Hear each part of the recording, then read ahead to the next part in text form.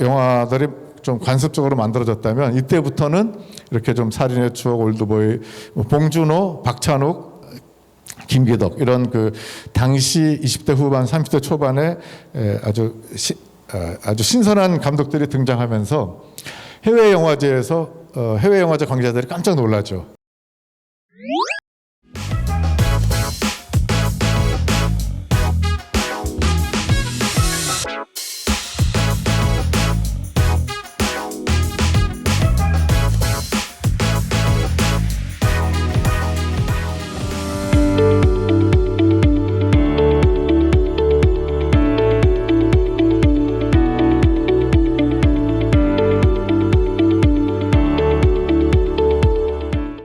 오늘 강연은 크게 네 가지 장으로 좀 말씀드리려고 합니다. 한 시간 정도 강연이지만 제가 하고 싶은 얘기를 하기 위해서 그 영화 자체가 어떻게 탄생해갖고 지금까지 왔는지, 그리고 그 전 세계 영화랑 관련해서 한국 영화는 어떻게 탄생해서 지금까지 와 있는지, 그리고 지난 코로나 때문에 한국 영화가 큰 변화를 겪고 있습니다. 또 그 와중에 어떤 또 기회도 있었던 것 같고요. 오징어 게임 같은 영화처럼. 그래서 코로나를 맞이해서 한국 영화가 어떤 지점에 서 있는지, 그리고 마지막으로는 좀 제가 하고 싶은 얘기, 한국 영화가 앞으로 어떻게 하면 지속적으로 발전할 수 있는지, 이렇게 크게 네 가지로 좀 말씀드리도록 하겠습니다. 첫 번째 장은 영화의 탄생인데요. 예술이자 산업으로서 영화. 영화를 보통 뭐 제7예술 이런 말도 하고요. 예술 중에서 태어난 날짜가 언제인지 아는 유일한 예술입니다. 뭐 미술 같은 경우는 뭐 정말 알타미라 동굴벽화처럼 정확히 언제인지 알 수 없을 정도부터 시작됐고, 무용이나 뭐 조각이나 연극이나 문학이나 다 언제 태어났는지 정확히 알 수 없는데, 영화는 날짜로 치면은 12월 28일 날입니다. 그러니까 전 세계 영화 기념일 그러면은 12월 28일 이렇게 이해하면 될 것 같은데요. 자본주의 산업의 산물로 태어났죠. 미국의 에디슨하고 프랑스의 류미에르 형제 뭐 이런 분들이 서로 사실은 내가 먼저 했어 이렇게 주장할 수 있을 정도로 비슷비슷하게 영화의 지금의 영화의 형식, 영화를 영상에 틀어서 사람들이 볼 수 있는 그런 거를 1800년대 후반부터 활발히 만들기 시작했는데요. 에디슨이 만든 키네토스코프 1894년, 저것은 저렇게 밖으로 쏘는 게 아니라 똑같은 원리인데 통 안에 들여다보고 최초의 영화를 보는 기계였죠. 반면에 프랑스의 류미에르 형제가 만든 시네마토그래프라고 하는 중간에 저 기계는 영사기처럼 생겼죠. 밖으로 이렇게 쏘게 돼갖고 저런 기계로 류미에르 형제가 오른쪽에 나오는 것처럼 도착하는 기차를 찍었습니다. 아주 짧게 찍었지만 처음으로 이 기차를 찍어가지고 1895년 12월 28일 날 파리의 그랑 카페라는 데서 사람들한테 보여준 거죠. 이런 분위기 있는 카페에서 처음으로 보여주니까 그게 영화의 탄생이라고 영화사에서 얘기하고 있고, 당시 사람들은 이 좀 큰 화면에서 이 화면 전체에서 기차가 이렇게 오는 모습을 보고는 전부 이렇게 풍비백산해서 막 도망가고 그랬다 그래요. 기차가 다가오는 거에 대한 착각을 해서. 그래서 영화는 1895년 12월 28일 날 탄생했다라고 우리가 그냥 이해하고 생각하면 되는데요.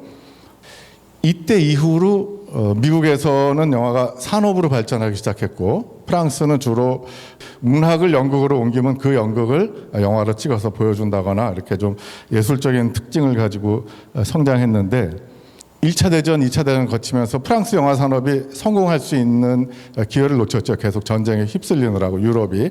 그러면서 미국은 계속 산업적으로 성장을 할 수가 있었습니다. 그래서 미국 2차 대전이 끝날 때쯤에는 미국 영화가 전 세계 시장을 완전히 독점하게 됩니다. 독점이라는 건 여러분 50% 이상을 장악하면 우리가 독점이라는 표현을 쓰는데요. 하나의 상품이 그때부터 지금까지 한 번도 그게 뒤집어진 적이 없죠. 근데 영화만 유일하게 미국에서 공급하고 전 세계의 영화 시장은 미국 영화를 공급받아갖고 트는. 그러니까 미국은 몇 개 메이저들이 영화를 만들어서 전 세계에 보여주면 다른 모든 나라의 영화 산업은 극장을 중심으로 산업이 발전합니다. 우리나라도 CGV, 롯데, 메가박스가 대부분의 그 시장을 장악하고 있죠. 배급 회사보다는. 그래서 미국은 근데 뭐 디즈니나 소니나 이렇게 영화를 배급하는 회사가 주도하게 되고 미국을 제외한 모든 나라의 영화 산업은 그 나라의 그 극장 주들이 주도하는. 그래서 미국 영화를 받아서 틀면서 영화 산업을 유지하는 이렇게 전 지구적으로 똑같은 모습을 2차 대전 이후부터 지금까지 보이고 있습니다. 물론 이제 최근에는 넷플릭스나 이런 새로운 변화들이 좀 생기고 있고 이것을 위협하는 조짐으로 한국 영화라는 새로운 영화가 처음으로 지구상에서 미국 영화 말고 자국의 영화를 공급하려는 움직임이 있죠. 그거는 제가 좀 이따 말씀드리도록 하고요. 이렇게 태어난 지 얼마 안 됐지만 수십 년 만에 미국 영화가 전 세계를 장악했다. 일단 이렇게 영화를 이해하고 영화는 태어나면서부터 산업으로 태어났고 또 동시에 예술적인 속성을 가지고 있다. 그래서 이 두 가지 속성이 굉장히 많은 혼란을 주는 것 같아요. 그래서 미국 영화가 이처럼 산업적으로 전 세계 시장을 독점했다고 말씀드렸는데 그 중에 여러 가지 이제 미국 영화가 성장해오는 과정에 주요한 변화들이 있는데 중간에 뭐 텔레비전에 도전이 있었다거나 뭐 여러 가지 미국 영화 자체도 주요한 변화를 겪는데 그 중에 가장 큰 사건이 파라마운트 분쟁입니다. 초창기에 이제 산업적으로 너무나 성장하다 보니까 몇 개의 메이저 배급사들이 시장을 완전히 장악하면서 극장도 사고 배급 시장을 몇 개의 배급사가 독과점한 상태에서 극장까지 사갖고 극장에다가 자신의 영화들을 공급하다 보니까 그 당시 영화를 막 잘 만들어서 잘 나가던 찰리 채플린이나 혹은 월트 디즈니 이런 분들은 굉장히 억울했어요. 그러니까 관객들은 자기 영화를 보려고 그러는데 기존의 메이저사들은 메이저 영화에다가 좀 경쟁력 없는 영화까지 막 끼워 팔기를 하고 자기네 극장에다가 또 그 영화를 트니까 아무리 좋은 영화를 만들어도 공급해도 손해를 보는 게 억울해가지고 찰리 채플린이나 월트 디즈니 이런 사람들이 모여서 불공정하다. 미국은 그 반독점법, 저게 굉장히 엄격한데요.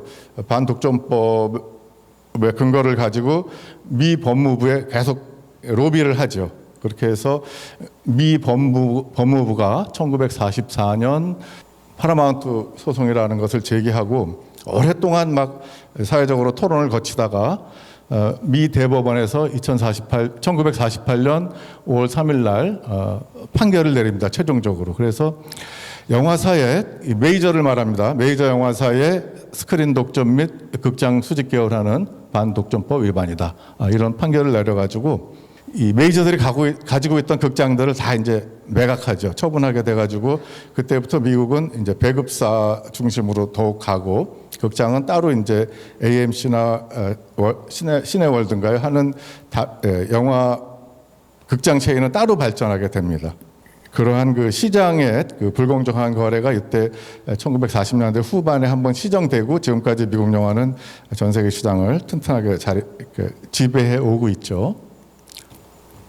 반면에 프랑스는 그 이제 양차 대전을 거치면서 초기에는 영화의 발명도 프랑스가 먼저 하고 그리고 영화를 예술로서의 영화를 자신들이 견인한다고 긍지에 차 있던 프랑스 사람들이 2차 대전 거치고 나니까 프랑스 사람들도 다 미국 영화만 보고 모든 헐리우드 스타 시스템에 입각한 영화를 전 세계인들이 보는데 프랑스 역시 마찬가지다 보니까 이게 영화라는 예술은 그 산업적인 속성 때문에 그냥 시장에 맡겨놓아서는 되는 예술이 아니구나 이렇게 생각하고 CNC라고 하는 우리나라로 치면은 영화진흥위원회 국립영화센터를 이제 만들어서 영화를 이렇게 관리하기 시작합니다. 자국의 영화를. 저 센터를 통해 갖고 영화를 관리하는 가장 중요한 목적은 프랑스 국민들이 다양한 영화를 볼 수 있는 권리를 지켜줘야 되겠다 나라에서 이런 철학을 가지고 CNC를 만들어서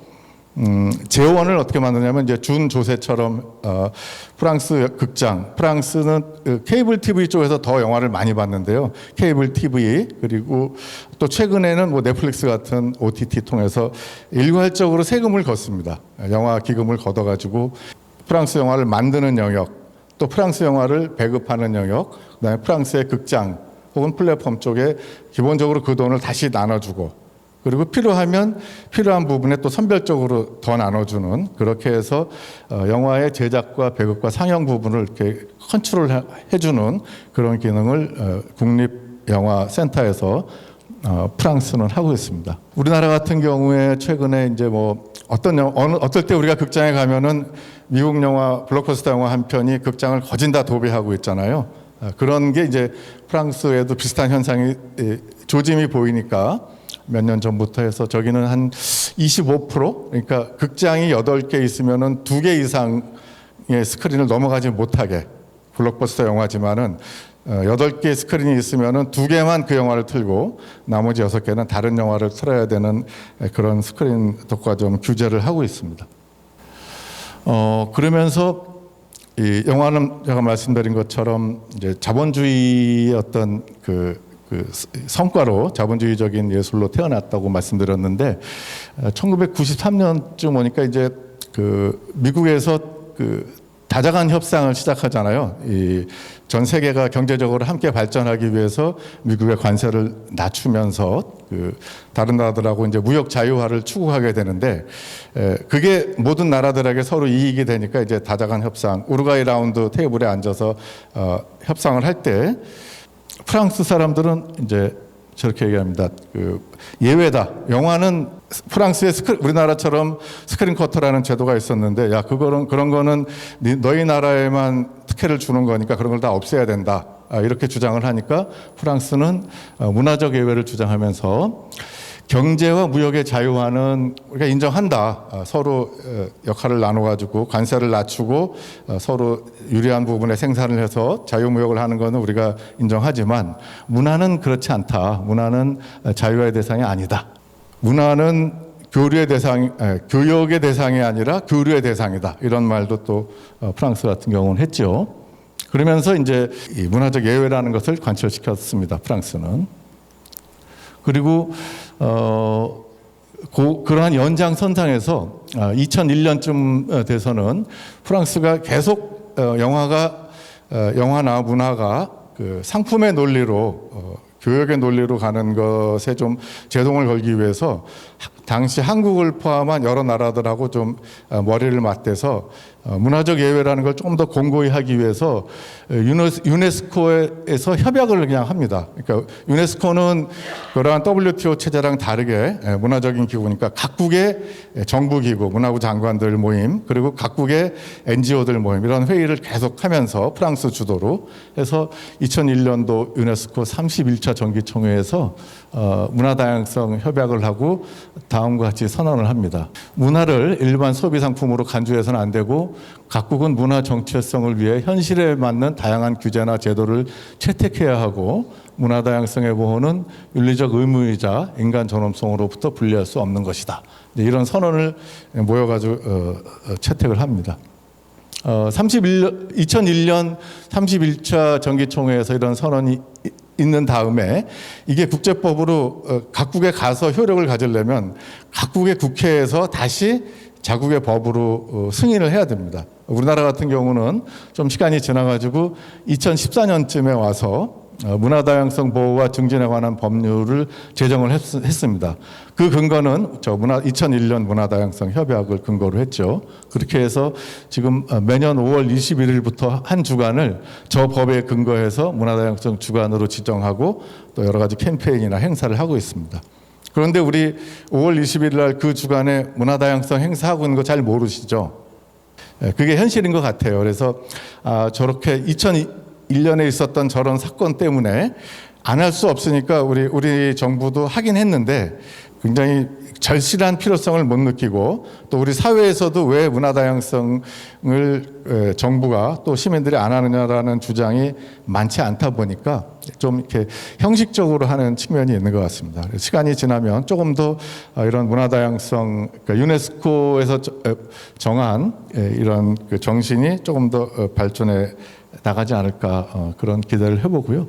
한마디로 말씀드리면은 그 예술과 산업으로서의 영화, 그러니까 영화가 1895년에 파리의 그랑 카페에서 리메르 형제가 처음으로 열차의 도착이라는 영화를 틀면서 그날을 기려서 영화의 탄생으로 보는데, 그럼에도 불구하고 프랑스 영화보다는 미국 영화가 산업으로 성장하면서 양차 대전을 거치면서 1945년 이후에는 유일하게 하나의 상품으로 전 세계를 지배하게 됐다.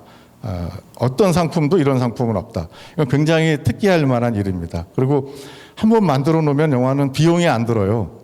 그냥 계속 복제해갖고 아프리카 땅끝에서도 볼 수 있죠.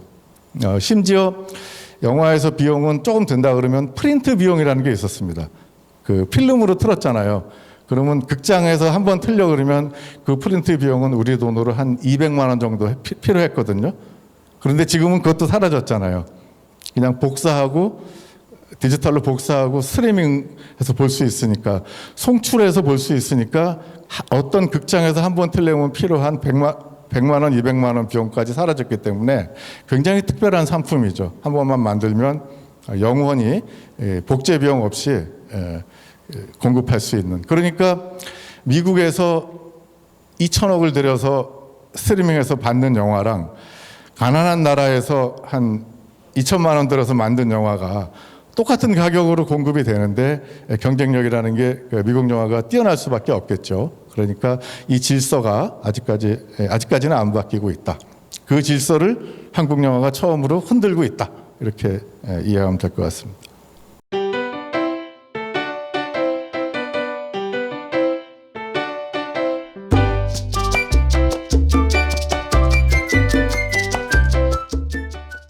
이렇게 1895년 그리고 2차 대전 사이에 미국 영화 중심으로 영화가 문법도 개발하고 또 산업으로서 성장하는 사이에 우리는 그때 일제하였죠. 그래서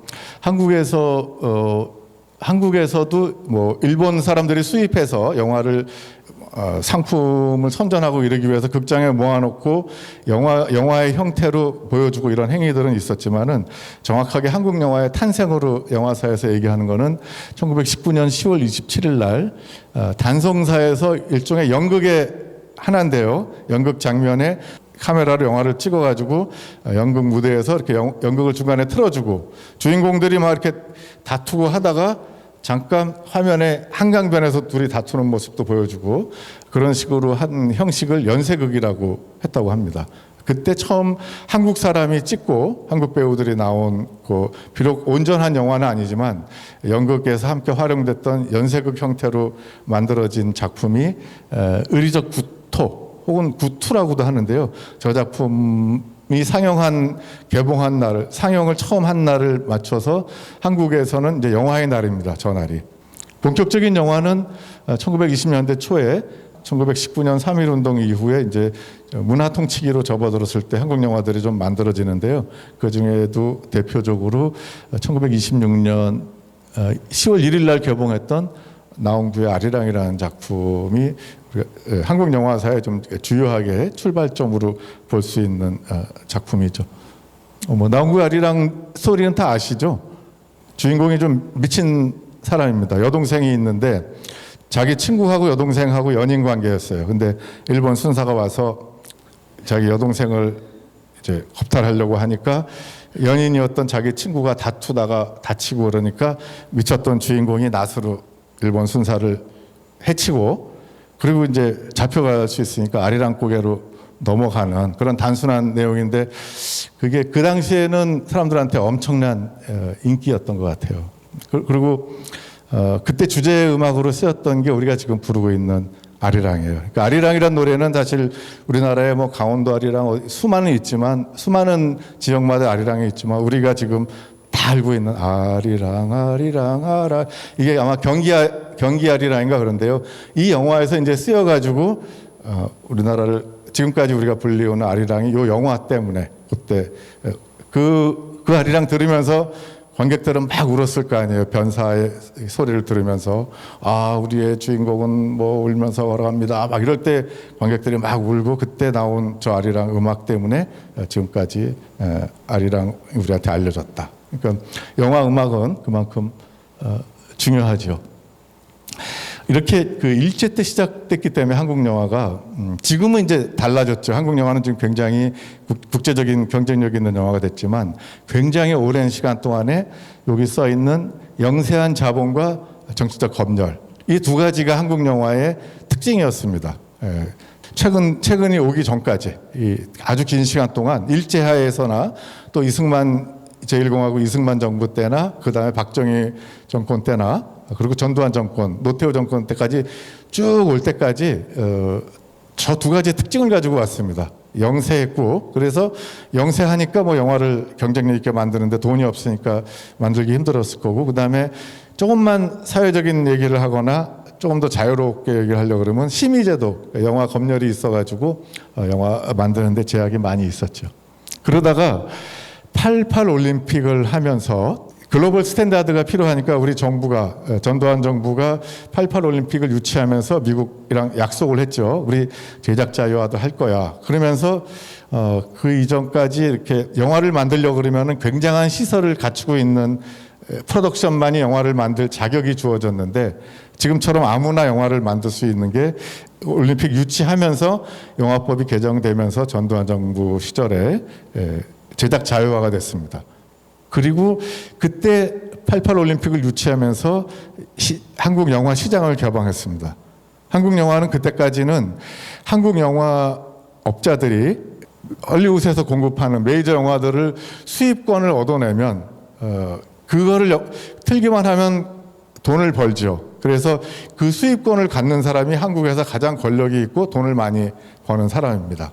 그래서 정부는 그 영화 허가권을 주기 위해서 한국의 개봉 영화, 문화 영화를 몇 편 이상 만들면 그 수입권을 준다. 이런 식으로 해가지고 한국 영화 만드는 일은 일종의 헐리우드 영화를 수입할 수 있는 권한을 따기 위해서는 좀 돈 낭비해가면서 한국 영화, 돈 조금 들어서 한국 영화를, 문화 영화를 만들면 그 허가권을 받고, 이런 식으로 이루어졌다가 88 올림픽 때 이제 미국하고 약속을 하죠. 한국 영화 시장을 개방하겠다고. 그러면서 한국 영화 시장이 개방이 됩니다. 좀 전에 말씀드린 것처럼 이제 88 올림픽을 계기로 제작도 자유화되면서, 그리고 시장이 개방되니까 한국 영화의 주력, 한국 영화의 주 수입원이 사라지게 되죠.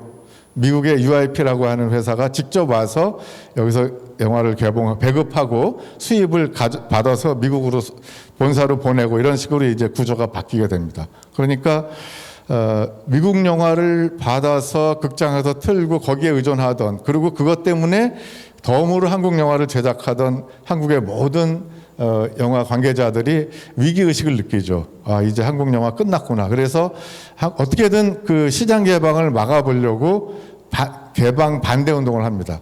극장주하고 영화 제작자들, 감독들 이렇게 모여가지고 막 회의를 합니다. 그래서 어떻게 하면 막을 수가 있을까. 그래서 그 중에 하나가 뭐 방화 사건이라고 있습니다. 그러니까 극장에 아주 심각하게 불을 지르는 건 아니지만, 극장에 막 불을 지르겠다. 약간의 방화를 시도하다가 불이 꺼지고 그러면 관객들이 무서워서 안 가고, 이러면서 혹시 미국 영화 직배를 막을 수 있지 않을까. 또 뱀 투입 사건도 있었어요. 막 모여가지고 누군가 나서서 좀 시장에 가서, 재래식 시장 가서 뱀을 사다가 관객 속에다 풀어놓으면 관객이 그걸 보고 놀래서 그거 소문 나면은 극장에 안 가고, 그러면 미국 영화 직배를 막을 수 있지 않을까. 막 이런 거 하다가 마침 그때 회의하고 있었던 책임자가 정지영 감독님이라고 있었는데, 그 감독님이 뭐 영화 만들던 중에 그것 때문에 감옥에 가는 일도 생겼고, 이렇게 해프닝처럼 되면서 실질적으로 미국 영화 시장 개방을 막지 못했어요, 그때.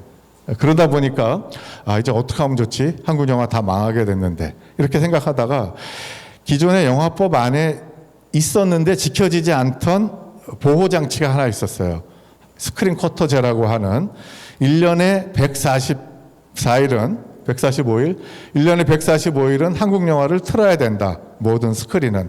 이런 법이 있었는데 잘 안 지키고 있었거든요. 왜냐하면 한국 영화 틀면 손해보잖아요. 아니, 손님이 많이 안 드니까 미국 영화 트는 게 훨씬 낫겠죠. 그래서 그 법이 있었지만 잘 지키지 않고 있던 것을 영화인들이 모여가지고 스크린 쿼터를 안 지키는 극장을 신고하는 그런 운동을 막 했어요. 그러니까 사람 몇 명이 다니면서 그 극장에서 한국 영화 튼다고 신고해놓고 사실은 미국 영화 틀고 있지 않나 이런 거를 다니면서 조사하고 신문 광고랑 비교하고 이런 식으로 하던 게 스크린 쿼터 운동이에요. 스크린 쿼터를 잘 지키도록 감시하는 운동이죠, 정확하게는. 그러면 이제 극장주들은 야, 한국 영화 틀면 나 극장 망해. 145일을 한국 영화 못 틀어. 이러면서 막 멱살잡이하고 싸우고 또 영화계에서 영화인들이 고발하니까 그거 고발 때문에 벌금 물고 막 이런 과정을 거치면서 조금씩 스크린 쿼터 제도를 지키기 시작하면서 그러면 145일은 적어도 한국 영화를 틀 수 있는 기회가 생기니까 영화 감독이나 제작자들은 한국 영화 잘 만들면 그 145일 내에서 경쟁하면 우리도 한번 살아볼 만하다. 이렇게 이제 막 바뀌는 과정이 1990년 초반이었습니다. 여기 맨 밑에 있는 것처럼 스크린 쿼터 제도를 마지노선으로 선택해서 스크린 쿼터 감시단을 시동합니다. 스크린 쿼터 지키기를 열심히 하고 있는데 여러분 아시겠지만 97년도쯤에 이제 IMF가 시작되잖아요. 우리들이 처음 겪어보는 국가부도 사태, 이제 국가부도 사태에 접어들면서 미국에서 이제 압력이 들어온 거죠, 우리나라 문화부한테. 그러니까 문화부에서 저희 영화인들을 이제 전부 다 좀 모여달라고 부탁한 다음에 우리가 나라를 살리기 위해서 미국하고 BIT라고 하는 양자간 협정을 맺어야 되는데 스크린 쿼터를 전제 조건으로 스크린 쿼터를 없애라고 합니다. 145일을 한국 영화 틀어야 되는 그 영화법 조항을 없애라고 합니다. 근데 우리 문화부 입장에서는 완전히는 없애지 않고 미국이 그렇게 얘기하니까 한 반만 줄여서 72일로만 줄이도록 여러분이 허락해 주면 한번 그렇게 한번 관철해 보겠습니다. 그렇게 이제 문화부에서 당시 얘기를 했어요. 문화부 차관이. 그때 이제 영화 제작자나 감독들은 안 됩니다. 이러고 이제 싸움을 시작했고, 극장업자들은 오히려 바라던 바잖아요. 145일을 한국 영화 틀면 수입이 주는데 145일을 없애고 아니면 반이라도 줄여서 미국 영화 틀면 이익이 나니까 그거 찬성하고 그렇지만은 주로 이제 영화 감독, 영화 제작자들을 중심으로 스크린 쿼터 그 제도를 145일 트는 그 법을 그대로 두는 그런 그 스크린 쿼터 지키기 운동을 합니다. 스크린 쿼터를 국민들은 이제 경제가 중요하잖아요. 나라를 살려야 되는데 영화인들이 왜 그 정도도 못 들어줘. 스크린 쿼터가 얼마나 중요하길래. 이렇게 국민 여론이 좀 형성되는 분위기니까 영화인들이 걱정이 돼가지고 고려대 장하성 교수님을 그때 찾아갔던 것 같아요. 그래서 큰일 났습니다. 이 영화가 참 중요한 것 같은데 우리가 볼 때는. 근데 IMF 때문에 이 BIT를 맺으려면 스크린 쿼터를 없애야 된다는데 어떻게 하면 좋습니까? 그때 장하성 교수가 이제 저 얘기를 해준 거죠. 프랑스, 아까 제가 말씀드린 1993년 가트 협정 때 프랑스가 문화적 예외를 주장하면서 슬기롭게 자국의 영화 보호 정책을 지키더라. 저희도 이제 그때 배워가지고 문화적 예외를 이제 기자들한테도 얘기하고 또 국민들한테도 얘기하고 그러면서 막 시위도 하고 막 영화 감독들이 막 삭발도 하고 맨 마지막에는 뭐 임권택 감독님도 삭발하고 이러면서 막 열심히 하니까 국민 여론이 돌았죠. 이렇게 스크린 쿼터 지켜야 돼. 여론조사를 이제 합니다. 정부도 해보고 여론조사 기관에서 해보면 국민 여론이 경제가 어려운 건 사실이지만 스크린 쿼터 없애면 안 돼. 이렇게 이제 정리가 좀 되니까 김대중 대통령이 그 미국 제작가협회 회장이 청와대로 찾아왔을 때 마지막으로 얘기합니다. 나는 정치인인데 국민들이 이렇게 원하는 거를 내가 어떻게 없애겠느냐. 그래서 난 스크린 쿼터 현행 고수해야 되겠다. 이렇게 이제 얘기를 하면서 몇 년 동안 그 싸웠던 스크린 쿼터 문제가 결국 김대중 대통령이 최종적으로 이제 지켜내기로 하면서 일단 그 스크린 쿼터가 지켜집니다. 그러면서 한편 김대중 대통령은 이제 그 선거 공약 때 얘기한 내가 지원을 하되 간섭은 않는다. 국민의 정부는 이런 얘기를 하게 되죠.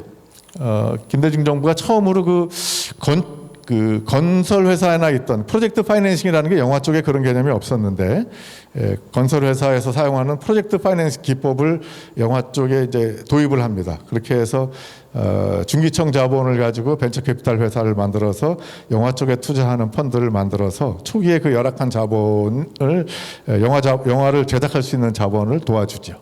한편 그 새로운 영화 인력들이 많이 그 민주화 운동하면서 성장한, 또 해외에서 공부한 이런 분들, 영화 인력들이 영화계에 들어오기 시작하고, 그 다음에 삼성, 대우, 현대 이런 대기업들이 그 당시에 그 홈비디오가 이제 그 VHS라고 하는데 홈비디오 기기에 소프트웨어가 필요하니까 영화 쪽에 조금씩 투자하면서 대기업들이 들어오기 시작하고, 이러면서 한국 영화가 굉장히 역동적인 영화들이 만들어졌던 것 같아요. 그 이전에 한국 영화는 문화 영화, 그러니까 소설을 영화로 옮긴 영화, 아니면 좀 썬데이 서울에서 나오는 좀 약간 그 황색 저널리즘, 그러니까 그런 류의 그 영화들이 좀 관습적으로 만들어졌다면, 이때부터는 이렇게 좀 살인의 추억, 올드보이, 봉준호, 박찬욱, 김기덕 이런 그 당시 20대 후반, 30대 초반에 아주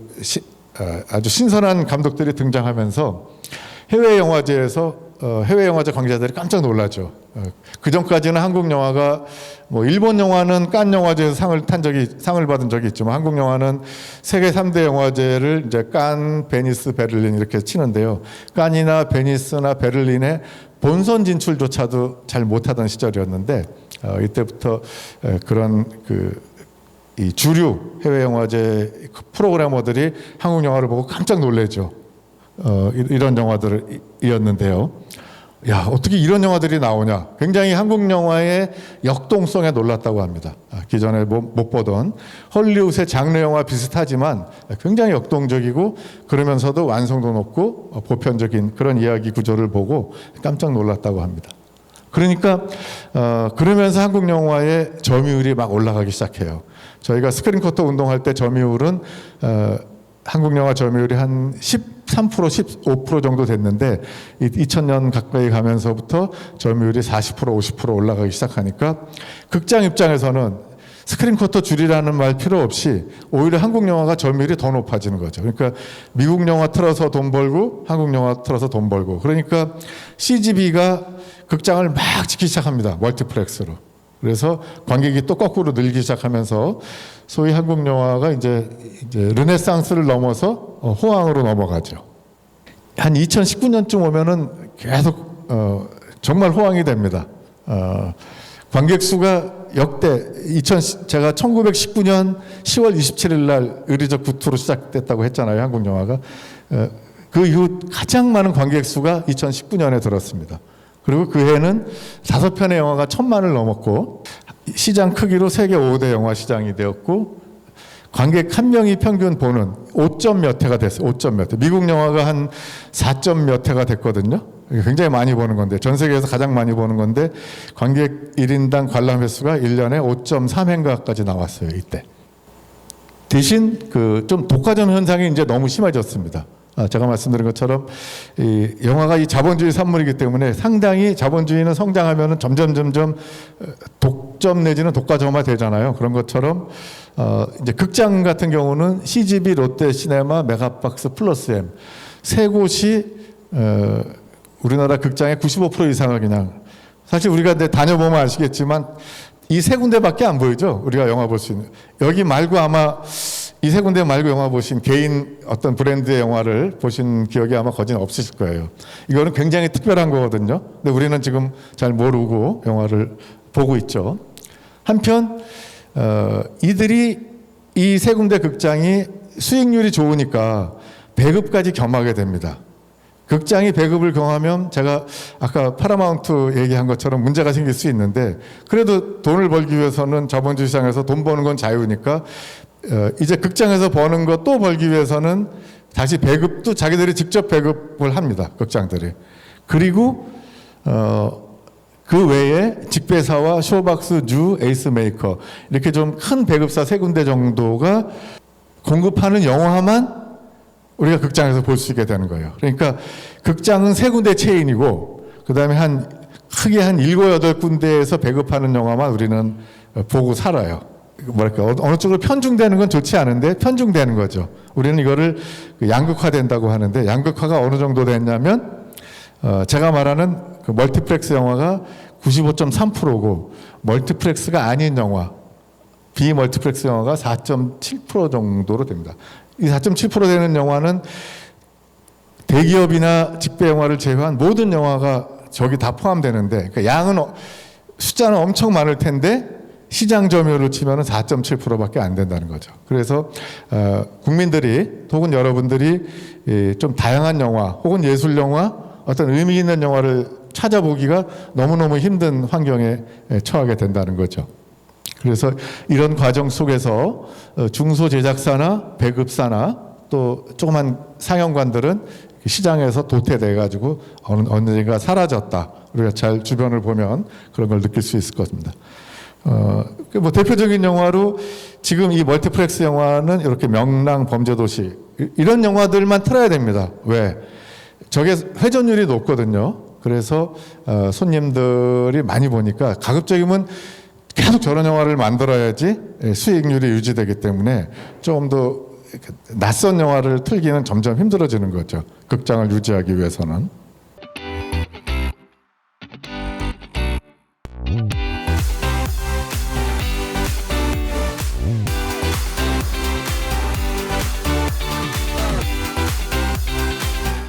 이런 상태에서 코로나가 왔습니다. 2019년에 너무너무 화려한 호황을 한국 영화가 맞았고, 또 그때 여러분 기억나시겠지만 기생충이라는 영화가 칸에서 그랑프리를 받았죠.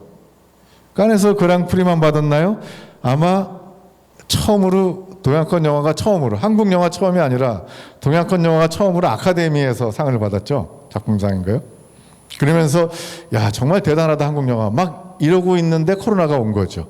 그러니까 아무튼 제가 말씀드린 양극화나 독과점의 폐해를 떠나서 적어도 많은 사람들이 한국 영화가 정말 잘 되는 거로 기억하고 그때 코로나가 왔습니다.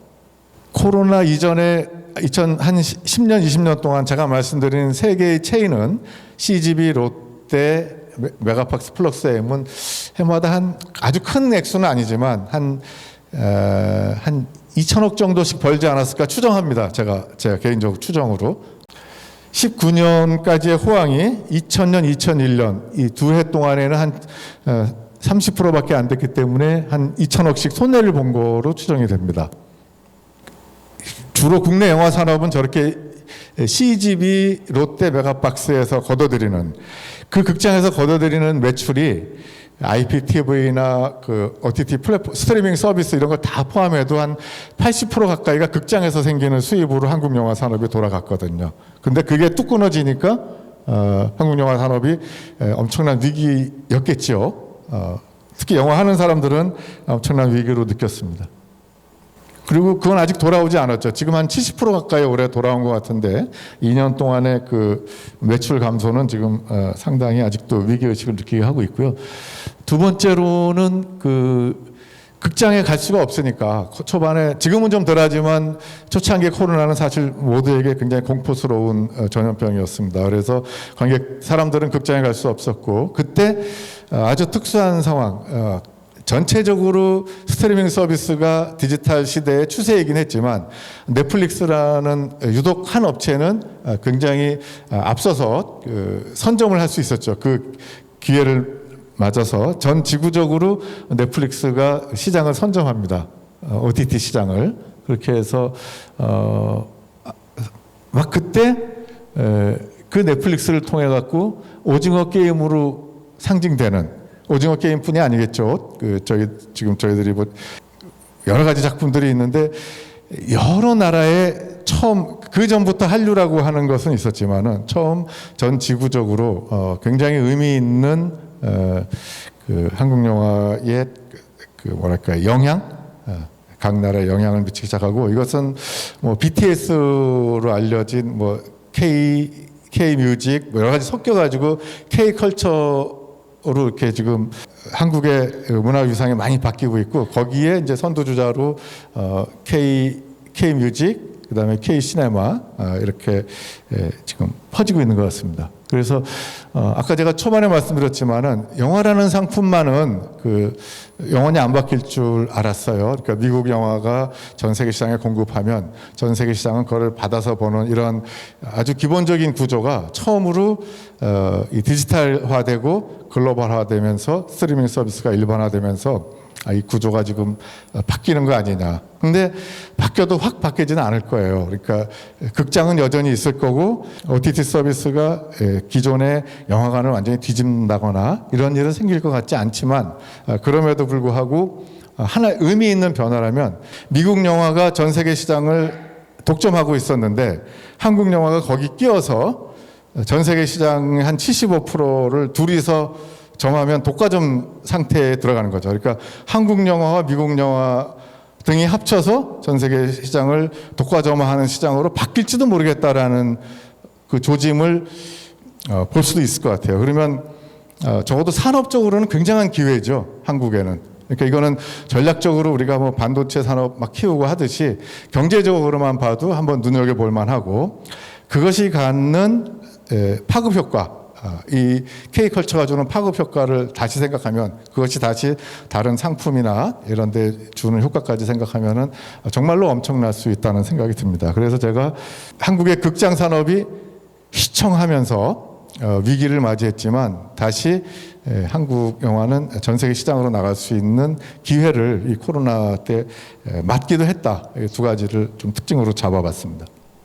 지금 왼쪽의 사진은 그 넷플릭스를 틀면 나오는 한국 콘텐츠입니다. 이것들이 다 전 세계 구석구석에 엄청나게 한국 영화의 매력으로 아까 한국 영화 르네상스 때 그 외국 영화 프로그래머들이 보고 야 한국 영화 도대체 어떻게 저렇게 잘 만들고 어떻게 저렇게 역동적이야 막 그런 느낌을 지금 전 세계의 특히 젊은이들 중심으로 넷플릭스나 이런 OTT 서비스를 통해 가지고 정확하게는 한국 이 드라마 영화, 한국 시리즈 영화의 지금 맛을 보고 있다 이렇게 생각하면 될 것 같습니다. 그런데 그런 지난 코로나 시절 그리고 또 지금까지 그렇게 제가 두 가지 특징을 잡았는데 하나는 멀티플렉스 중심의 주류 한국 영화 산업의 위기 그리고 또 OTT를 통한 글로벌 진출의 기회 이 두 가지가 특징이었다면 지난 2년 동안 어떻게 하면 우리 주류 영화 산업은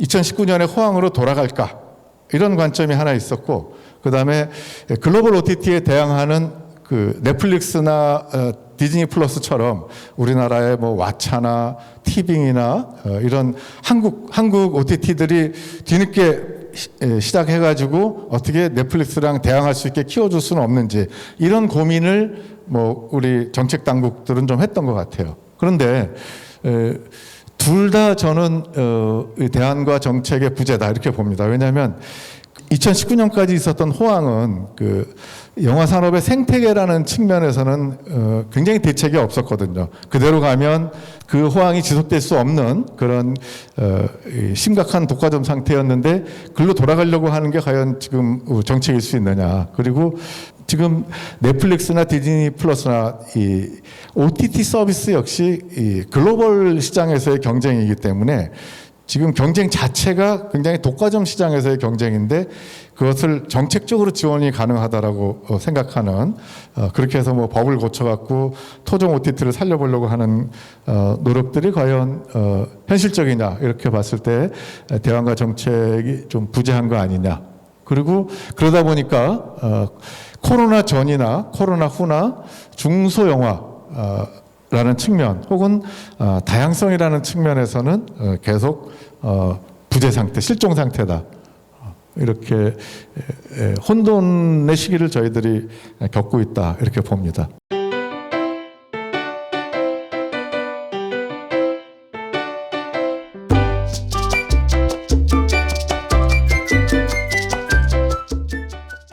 어떻게 하면 우리가 가능성으로 찾은 K 시네마를 지속하고 그리고 한국의 영화 산업이 다른 문화와 더불어 문화 강국으로 영화가 건강하게 자리 잡을 수 있을 것이냐.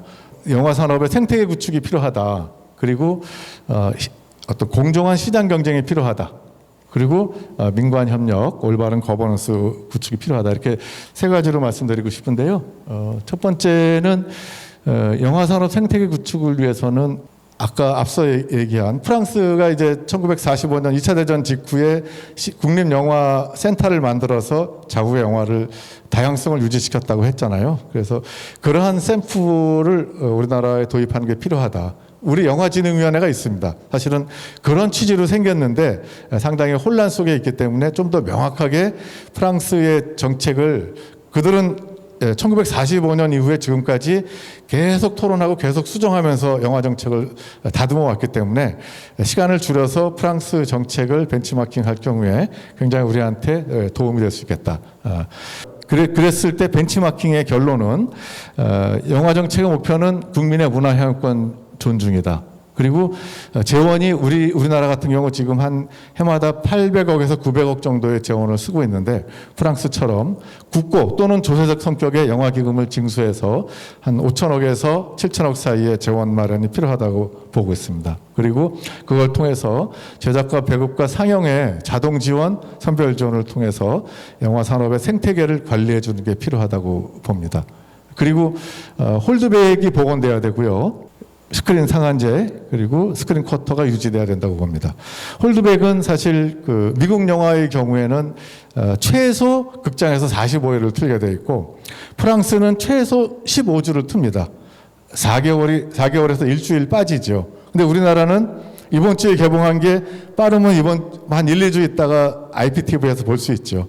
이렇게 되면은 사실은 업계 전체가 효율성이 죽어갖고 산업이 망가지는 거는데 사실은 망가져 있는데 우리 정책 당국이나 업계 스스로 자율적으로 아직 지금 정리를 못하고 있습니다. 오로지 큰 영화의 회전율이라는 측면에서 돌아가다 보니까 홀드백이 무너져 있는데 저는 극장 8주 특별한 경우에는 4주까지라도 극장에서 영화를 틀고 나가야 된다. 이렇게 제가 영화 동료들하고 토론해서 정리한 내용이고요.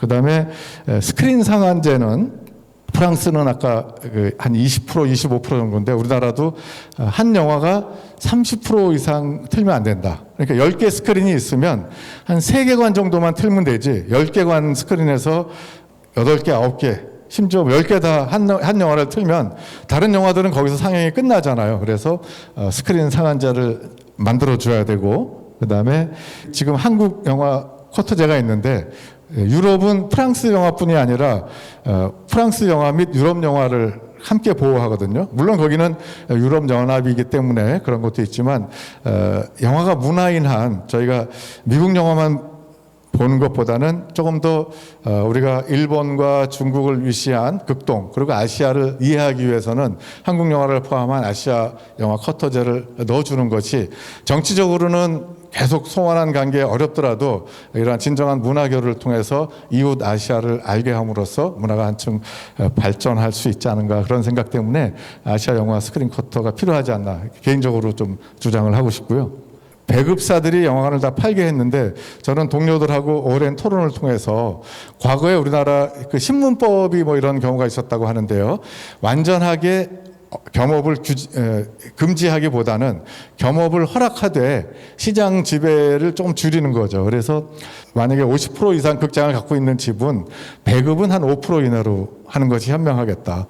50% 이상 시장을 배급으로 영화를 제작하고 배급해서 유통하고 싶다면 극장을 5% 이내 점유로 조정해 준다면 그 수직 통합에 따른 내부 거래에 의한 폐해는 줄지 않을까 이렇게 영화 동료들하고 오랜 토론 끝에 하나의 저희들의 주장처럼 이렇게 의견을 만들어 놨습니다. 그리고 공정위가 조금 더 일을 해줘야 되는데요. 제가 말씀드린 독점 및 독과점 상태에 들면은 구조적으로 주주들을 위해서 그 일하는 분들은 자꾸 그 불공정 거래를 할 수밖에 없습니다.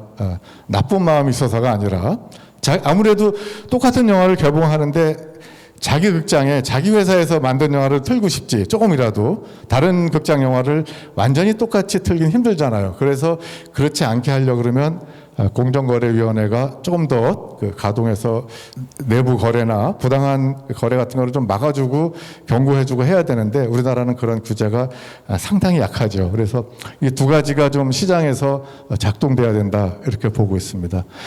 위에 거 그 상영과 배급에 관한 점유율을 조정하는 거는 영화법을 고쳐야 됩니다. 그 법률 용어로는 구조 규제라고 합니다. 그래서 저쪽은 법을 고치는 구조 규제가 필요하고요. 밑에 그 독점 및 독과점업자가 불공정 행위를 좀 못하게 관리 감독하는 것은 우리 공정거래위원회가 조금 열심히 하면 할 수 있고요. 그런 거는 이제 행위 규제라고 합니다. 행위 규제를 조금 더 열심히 할 필요가 있다고 보고요. 이상의 것들을 관철하기 위해서는 제가 오늘 말씀드린 얘기들이 아마 여러분 이해는 가지만 사실 상당히 저렇게 복잡하고 어렵구나. 우리는 한국 영화가 그냥 잘 되는 줄만 알았는데 그 안에는 여러 가지 경쟁 관계 그다음에 어려움도 있고 또 잘 되는 것도 있구나. 아마 이렇게 이해하셨을 겁니다. 그래서 이 복잡한 거를 해결하려고 그러면은 저는 업계가 제일 먼저 현장에서 좀 과학적으로 합리적으로 안을 만들고 또 우리나라 같은 경우는 영화진흥위원회가 바로 그런 전문성을 살리기 위해서 법적으로 있습니다. 그래서 문화부를 대신하는 곳이 영화진흥위원회니까 업계와 영화진흥위원회 그리고 문화부 이렇게 해서 어떤 그 영화 정책의 어떤 진지한 그 토론 구조를 만들고 그런데 마치 영화가 문화부가 다 하는 것처럼 생각하는데 아까 말씀드린 오징어 게임 같은 그런 K 시네마가 전 세계에 미국과 어깨를 나란히 해서 미국 영화와 동등해지거나 혹은 미국 영화를 넘어서 나가려면은 여기 써 있는 산자부, 정통부, 방통위가 다 같은 목표와 같은 개념을 가지고 지원하고 육성해야 되거든요. 근데 지금 우리는 문화부는 문화부가 조금 더 영화를 가져가려고 그러고 방통위는 방통위가 조금 더 영화를 가져가려고 그러고 뭐 정통부는 또 디지털 시대니까 자기들이 가져가려고 이렇게 좀 부서 이기주의 같은 게 없지 않거든요. 그래서 그런 걸 다 떨어내고 거꾸로 영화가 갖고 있는 산업적인 측면, 글로벌한 측면을 전체 모여서 머리를 맞대고 국가 경쟁력을 키우고 다시 영화가 문화로서 국민들에게 다양성을 선물해야 될 점에 대해서는 문화부가 조금 더 문화적인 측면에서 접근해가지고 국민들에게 서비스하는 마음으로 다가가고 정립을 하기 위해서는 민과 관의 올바른 거버넌스 구축이 필요하다. 결론적으로 그렇게 말씀드리면서 오늘 강의를 마치겠습니다.